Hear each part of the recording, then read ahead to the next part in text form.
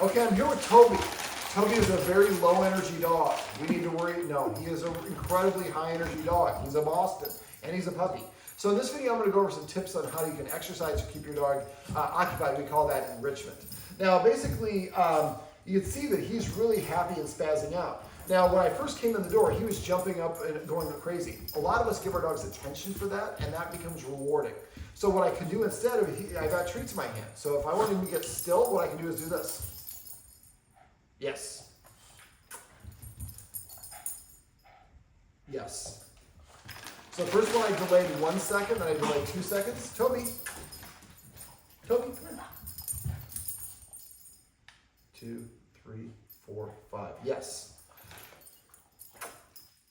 Yes. Now we want to say the marker word yes the instant he does the thing that we want. So if I go like this, I go, yes. I wait about 5 seconds before I give him the treat. Now if I say, I go, and I'll do a fail here, see if I can get a fail.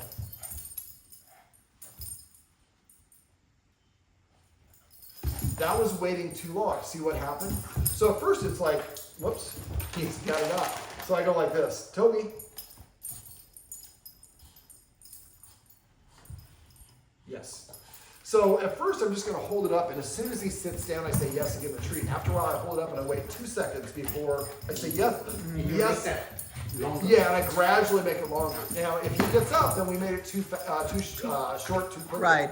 Now he's also mouthing my hand, which is something that he didn't get a lot of play dates as a puppy, and this is why. And this is not a good thing. So I'm allowing him to do it here, but you should not. If you're playing with him, anytime he touches you with his teeth, whoop! Now I don't like doing that because that usually causes this. They get even more worked up. So what I could do is I can just stand up and cross my arms and become boring. Now the problem is he chews ankles and nips at ankles because that probably also works. Now for him, I think he needs more exercise. The Guardians here are great about exercising him, but a dog like this probably needs 4 to 6 exercise sessions throughout the day. So we talked about going for a sniff walk. Sniffing on the walk burns twice as much energy, as almost twice as much. Now, before a walk, I can exercise the dog. So I can say, Toby, find it. Yes, come. Sit. Yes. Toby, sit. Find it. So I can play just a little game of playing this find it game, but when he comes back to me, sit. Yes. Find it. Don't help him. Let him find it on his own. You got to go find it.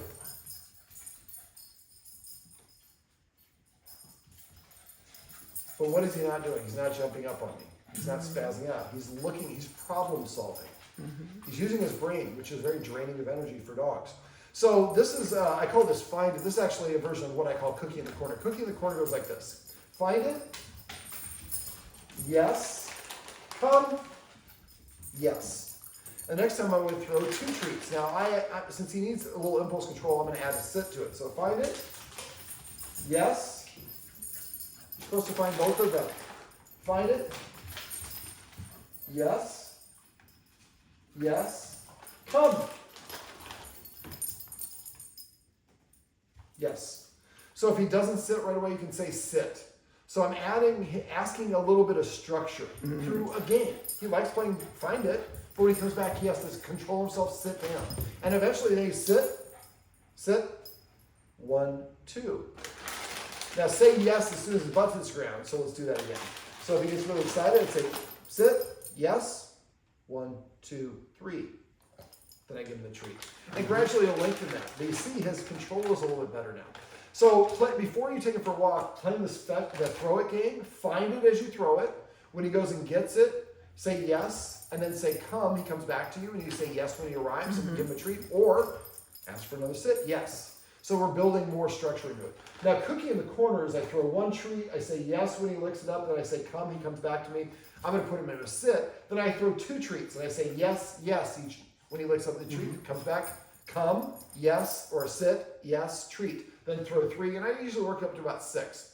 Don't do this in places you do not want him playing looking for things. Otherwise, he'll get into Legos or stuff you don't want him getting into. And eventually, then you can place the treats down there when he's outside and come in and say, Toby, find it. And he goes over there and he starts sniffing because we've already thrown treats over there multiple times. Mm-hmm. This is called Cookie in the Corner. This is the introduction to scent games, which is using his nose to find things. Now, there's, and right now he's getting a little excited because I'm waiting too long in between. All right, so scent games, I'd like you to Google scent games. Don't be weirded out. Write it down, scent S-C-E, well, you're going to be able to watch this video. You'll watch stuff later. But scent games, S-C-E-N-T, for scent games for dogs. It'll talk about bringing dead animals in your house. You can do it with treats. You don't have to do dead animals. But the idea is now you can say, find it. And he means go use my nose to look for things, and I'm going to find good things. Now, one of the things we do, another way to burn energy, and I'll get back to scent games in a sec, is tug of war.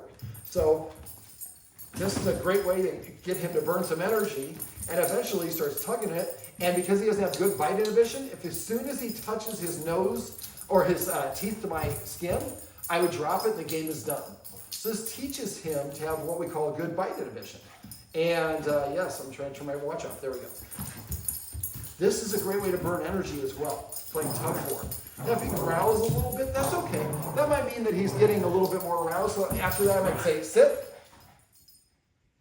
Sit.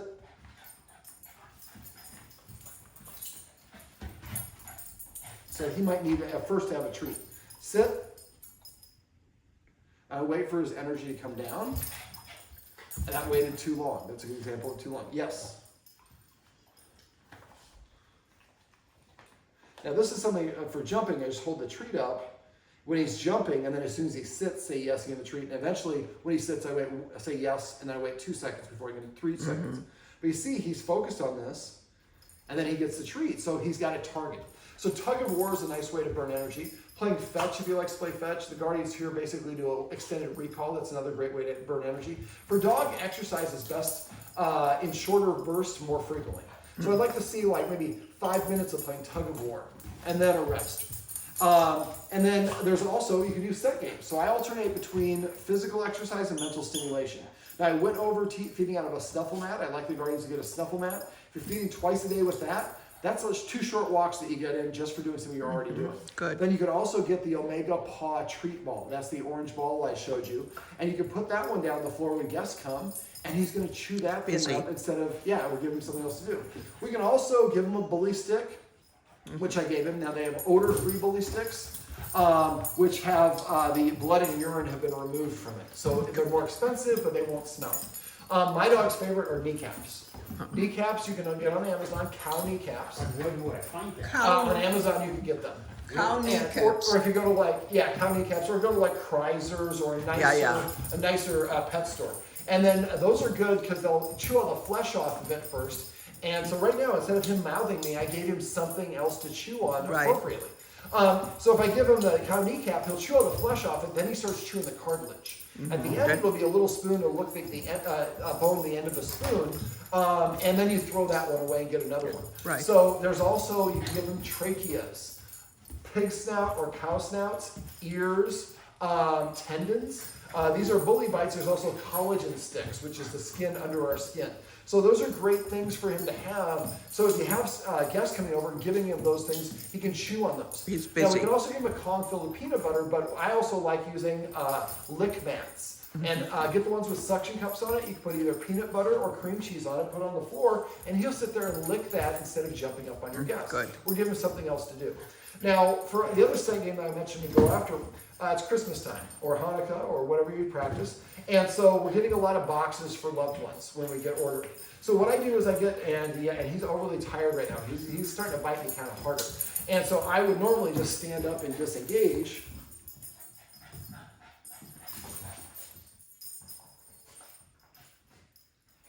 Now, if he's like this, then he might either be too tired and need a nap or need some exercise. I think he's a little bit tired at this point because we've been at this for about half an hour. Yes. All right, so for the box, what I do is I get a whole bunch of boxes. This is boxes smaller than this preferably, but this would be a maximum box size. Get some what I call doggy confetti. So if this is a piece of paper, just cut it so it's about an inch wide and about 4 to 6 inches long. So you have a bunch of pieces of these confetti. Put those in here. Then you could put it in here with some treats. We'll actually do a little bit without the confetti. Now, first what I would do, and I'll make this a little bit harder, normally I wouldn't do this, but I would put the treats around it.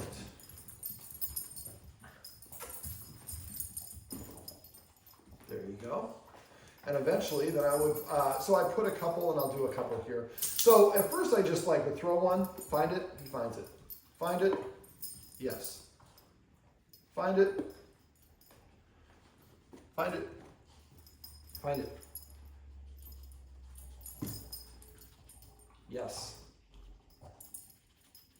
Yes. And there's some more in there. Let's see if you'll find them.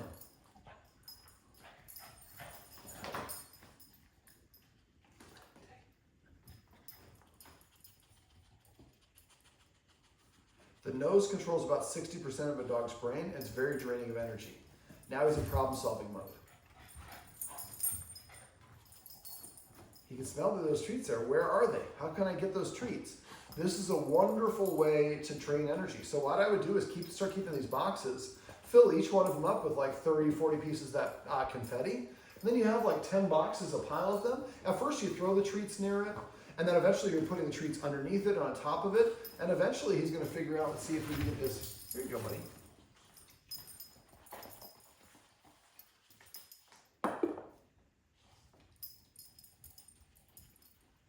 But see how he's slowed down a little bit? And this is a great scent game. Now, there's a whole lot of other scent games you can do. And he's smelling it from the corner where there's a little bit of a hole. He hasn't figured to go in here yet, and he will. And at first, maybe the first couple of times you just leave it open like this, and there's just the confetti in. So he can get into it a little bit easier. Right now, we'll make it a little bit easier for you. Klaus, guckst du mal eben die Tür ist auf. Okay. That's okay. Hey, Teddy. Get this stuff. Get those treats. There's one right here. Yeah, Teddy. Another treat there.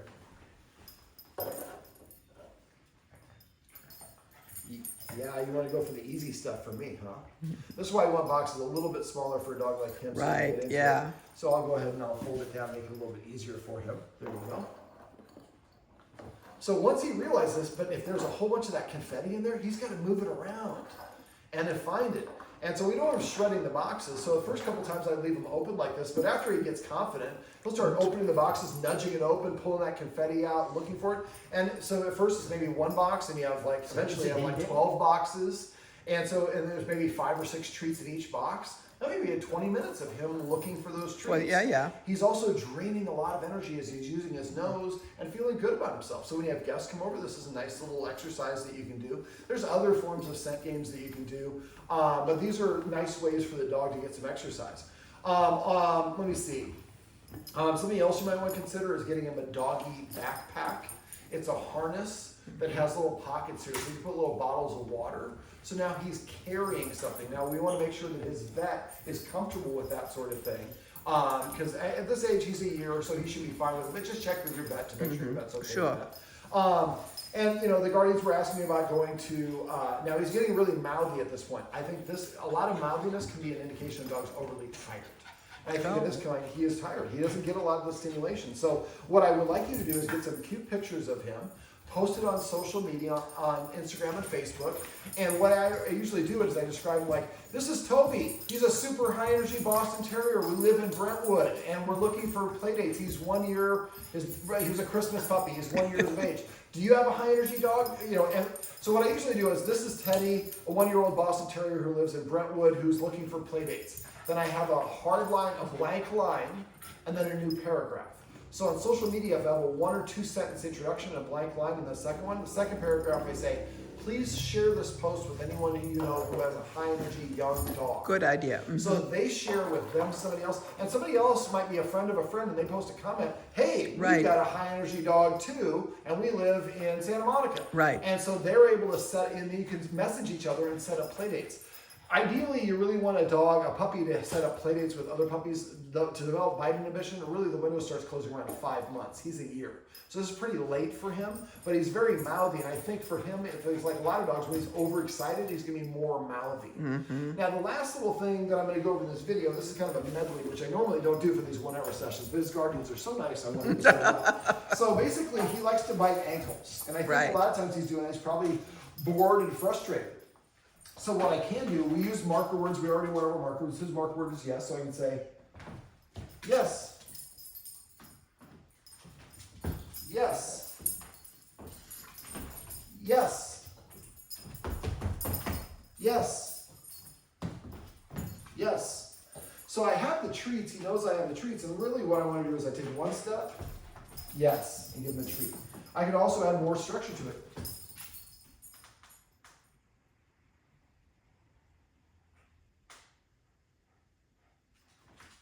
Yes.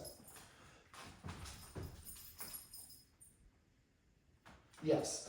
I think for him, for a lot of them, if he grabs her and goes for my shoelaces like he did, unties it, and we're like, no, Teddy, stop, that's rewarding and for him. So what we want to do, see, is going back to that box already. He's looking for something else to do. So for this sort of thing, if he's really in that ankle biting mode, grab some treats out and just take 1 step. Yes. If he doesn't go for your feet, say yes and give him a treat. I have treats here. He's more interested in the treats, yes, than my feet. So what we want to do is have him, yes. So he sees the action. If he doesn't go for my feet, I say yes to let him know. Yes means I like you not going for my treat, or yes means I like you sitting or coming to me or looking at me. Right. Yes is the indicator or a marker. So I take a step. He doesn't bite my ankles. I say yes. I give him a treat. And you see he's looking for those treats. Now, the guardian at one point was kind of like, well, she was a little bit slow on delivering the treat, and that promoted the jumping. Now, what I like to do for dogs that jump up, if they can figure it out, is hold the treat up like this. See how he closes his mouth? Yes. So he was thinking about that. So this is basically what we're doing is we're teaching him. The jumping up causes me just to cross my arms across my chest, and I look at the ceiling and I become boring. But as soon as I SIT, yes. I'm not telling him to sit. I can tell him to sit, but if he doesn't, I don't feel like sitting. I want to jump up on him. So I'm just holding the treat up. And when he sits and he does the thing that I want, we reward him. Now, this is the last little thing I'm going to go over in this video, is what I call celebrating. So I'll do a little bit of right here. So I'm just going to wait. I'm not going to tell him what to do, but if he does anything that I like SIT or LAY, or if he arrives at me, then I'm going to say the marker word and reward him. And so I'm not telling them what to do. A lot of us micromanage our dogs. And then later on, they're at the dog park, they don't know what to do because we're always telling them what to do. So basically what I want to do here is, let's see if I can facilitate it a little bit.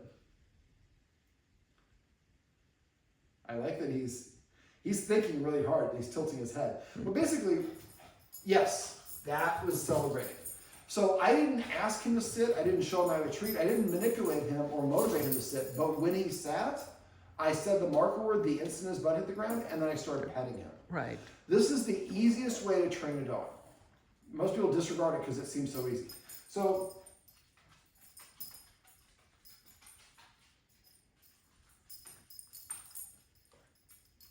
now he's just kind of ignoring.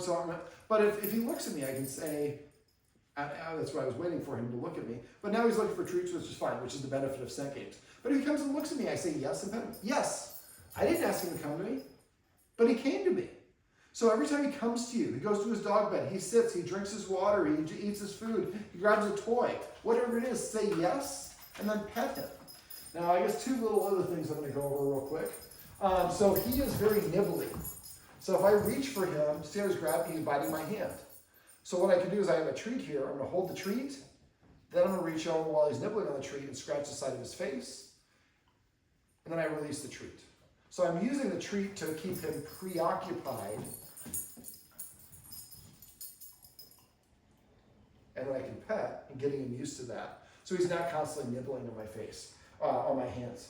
Yes, look at that great celebrating. So he's going to start figuring this out. He's going to start sitting down to ask for attention. When he does, make sure you say yes and pet him.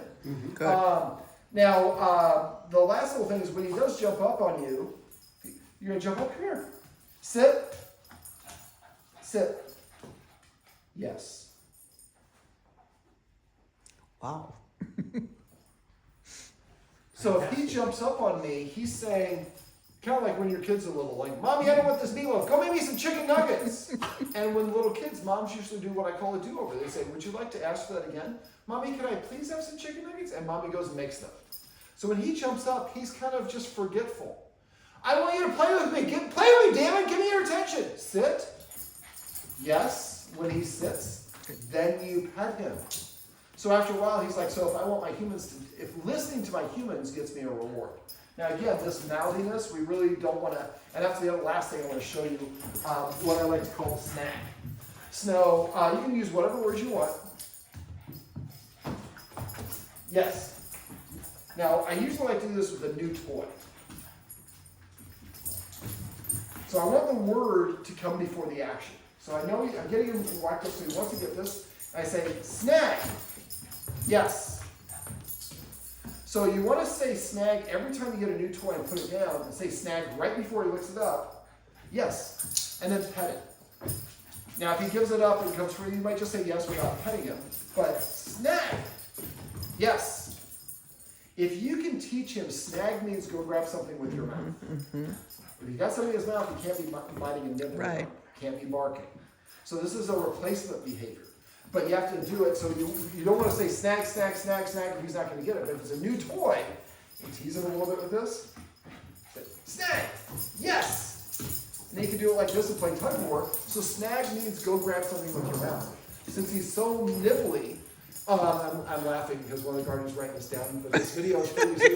We have it all. But the idea is get him a new toy and then throw it down and say snag as you throw it. When he licks it up, say yes and pet him or play tug of war a little bit. And if I want him to get him to drop it, I'm just going to pull out a treat. Yes. Then I might ask for a sit, snag. Yes. Now the treats I'm using are too high value, so he's more interested in the treat than that. So use the Charlie Bears for that. But, so if you can start, every time he's about to grab a toy, you say snag, or whatever the word is that you want to use, you don't have to use snag. After one always like this, you say snag, he goes grab something with a squeaker and runs around the house, chewing on that, keeping his mouth occupied instead of mouthing us. Right. Does that make sense? Yeah. All right, Toby. Come here, buddy. Sit. Well, this is my buddy Toby, and this is a medley of a whole bunch of tricks you can use if you have a really high energy dog. Thanks so much.